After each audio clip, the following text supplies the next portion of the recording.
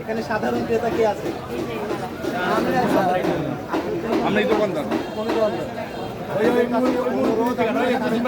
উপরে এই যে মুরগি আপনি কি দোকানদার? সাধারণ ক্রেতা? আপনি সামনে আছেন। আপনি বাজারে আজকে এইটা শাকটা কত দিয়ে কিনছেন? দুটা কিনলাম 30 টাকা, 10 টাকা আর আর এটা নিলে আধা কেজি নিলে 40 টাকা। আপনার কাছে সঠিক মূল্য রাখা হয়েছে।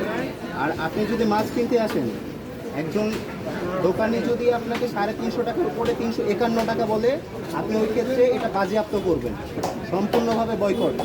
আপনি মাছ 2 দিন খাবেন না, তাও 350 টাকার উপরে মাছ আপনি কিনবেন না। মাছ সরকার নির্ধারিত মূল্য 350 টাকা, 351 টাকায় যাবে না। আর যে দোকানে আমরা আন্দোলনে শুধু ছাত্ররা ছিলাম না, আন্দোলনে কিন্তু সাধারণ জনতারাও ছিল। শুধু দায়িত্বটা আমাদের না, দায়িত্বটা দেশবাসী।